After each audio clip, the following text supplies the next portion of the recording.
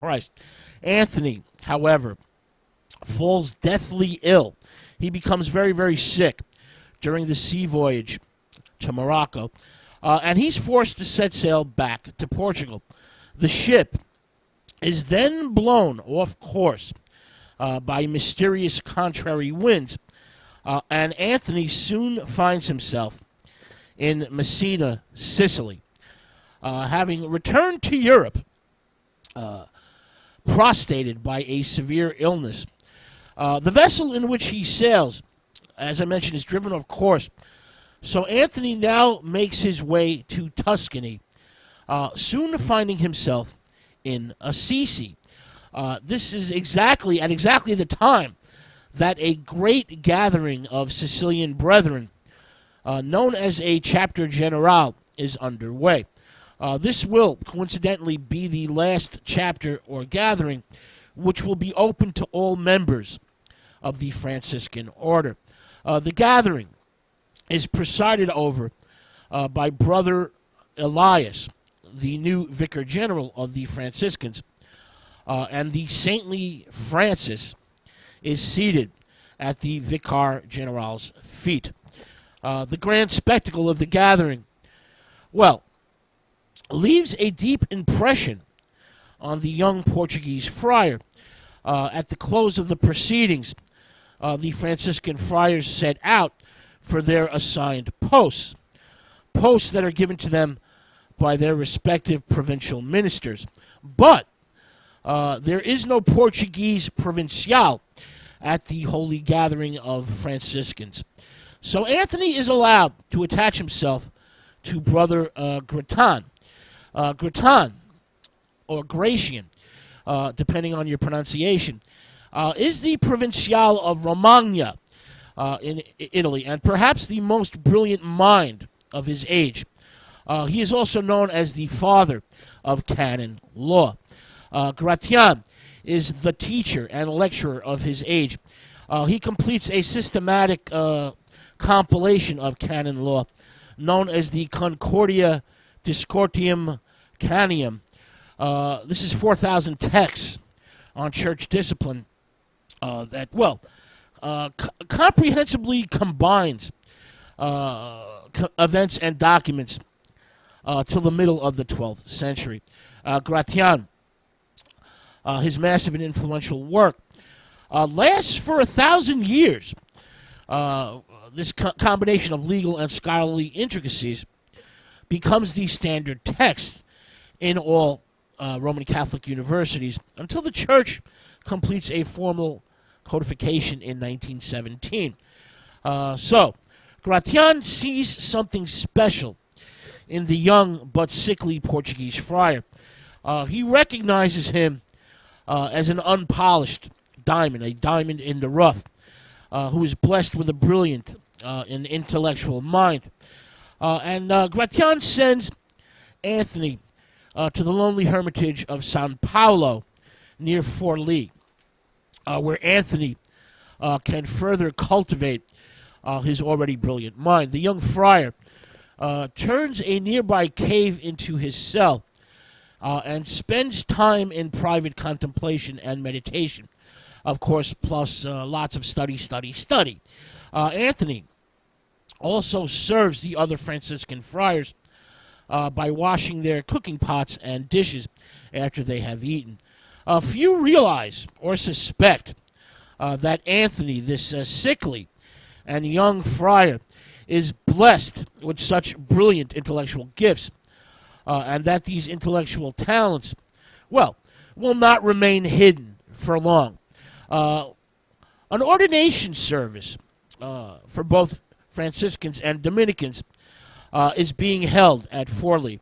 All the candidates for ordination/consecration will be housed and entertained at Anthony's convent/monastery.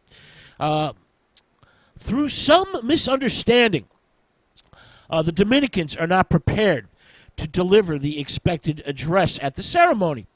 And not one of the Franciscans seemed ready to fill the breach and step up to the podium and speak.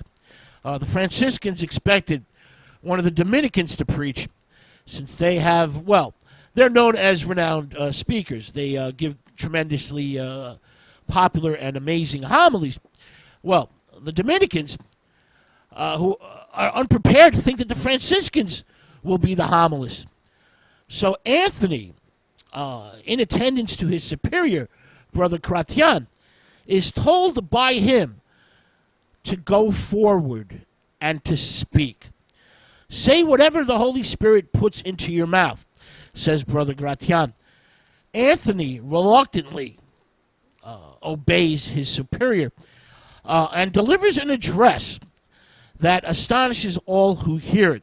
Anthony has a rich and powerful voice.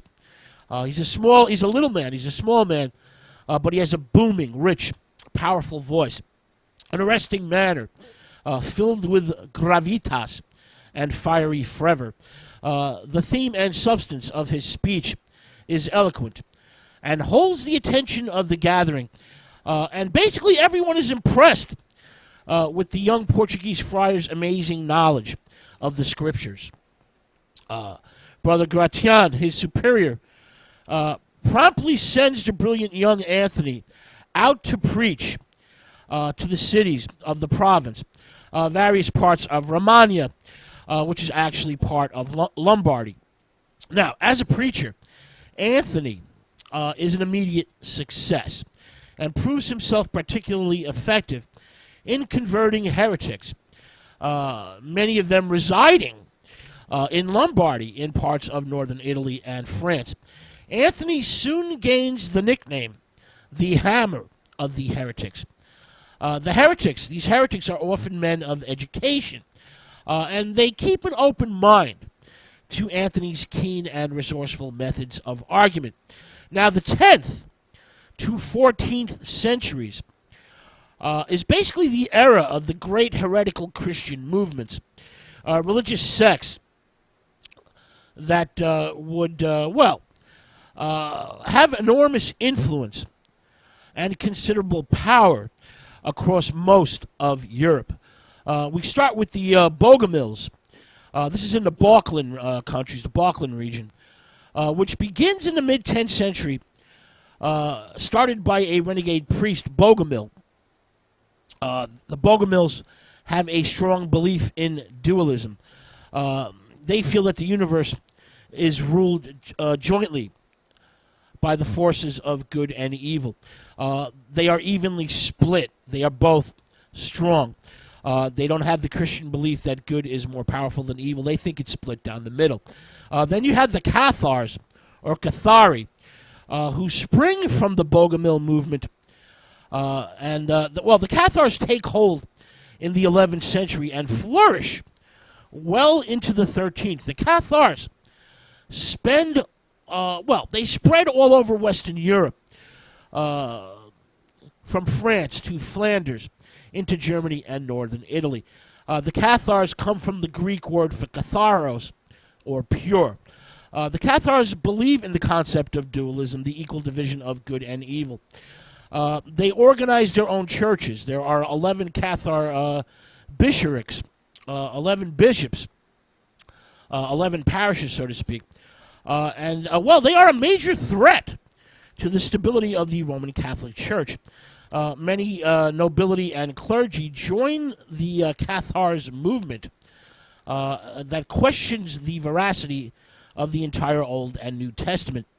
And the Cathars think of Jesus not as the Son of God, but as merely an angelic being. From the Cathar movement spring the Albigensians, a group of heretics in southern France. This originates in Toulouse. They believe the Roman Catholic Church to be corrupt, far more interested in acquiring wealth and exerting political influence and power than in spiritual or religious pursuits. The Albigensians are, opposed to the priesthood. They're opposed to baptism. They're opposed to the Eucharist. And they're opposed to the symbol of the cross. They feel that one should not adore or hold sacred the instrument of Christ's death. Anthony converts these heretics In each and every city that he visits, in each and every city that he preaches, he turns their hearts and minds around. He does not use violence.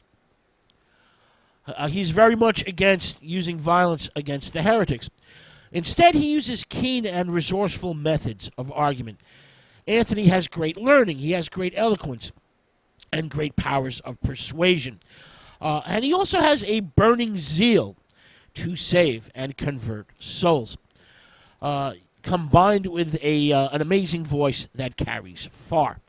Now, he may be undersized and sickly looking, but he has an attractive and magnetic personality. And the mere sight of Anthony often brings sinners to their knees. Anthony radiates holiness, and crowds flock to hear him. Criminals and heretics are converted on the spot and brought back into the Roman Catholic fold.